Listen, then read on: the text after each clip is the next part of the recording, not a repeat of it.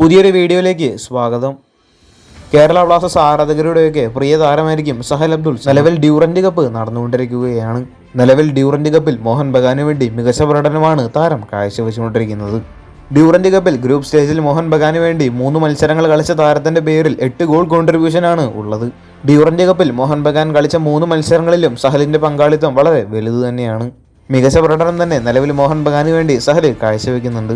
മോഹൻ ബഗാന്റെ പരിശീലകനായിട്ടുള്ള ഡിൽംപറസിന് കീഴിൽ സഹൽ മികച്ച പ്രകടനമാണ് നിലവിൽ കാഴ്ചവെക്കുന്നത്. ഡ്യൂറന്റ് കപ്പിൽ മോഹൻ ബഗാന് ഇനിയും മത്സരങ്ങളുണ്ട്.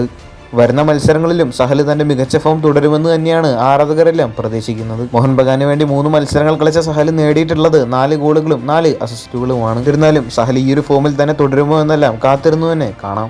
അടുത്തൊരു വാർത്ത ഇന്റർ മയാമിയുമായി ബന്ധപ്പെട്ട ഒരു അപ്ഡേറ്റ് ആണ്.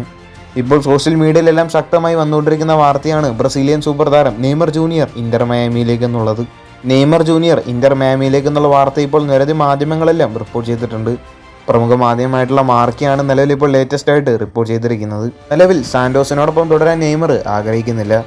നെയ്മറിനും ഇന്റർ മയാമിയിലേക്ക് പോകാൻ നല്ല താല്പര്യമുണ്ട്. ഫ്രീ ഏജന്റ് ആയിക്കൊണ്ട് ഇന്റർ മയാമിയിലേക്ക് പോകാനാണ് നെയ്മർ ആഗ്രഹിക്കുന്നത്.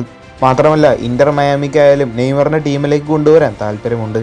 മാത്രമല്ല ഈ ഒരു സീസണിന് ശേഷമായിരിക്കും നെയ്മറിനെ ടീമിലേക്ക് എത്തിക്കാനുള്ള ശ്രമങ്ങൾ ഇന്റർ മയാമി ആരംഭിക്കുക. എന്തായാലും ബ്രസീലിയൻ ലീഗിലെ ഈ ഒരു സീസണിന് ശേഷം നെയ്മർ ഇന്റർ മയാമിയിലേക്ക് വരാൻ ചാൻസ് കൂടുതലാണ്.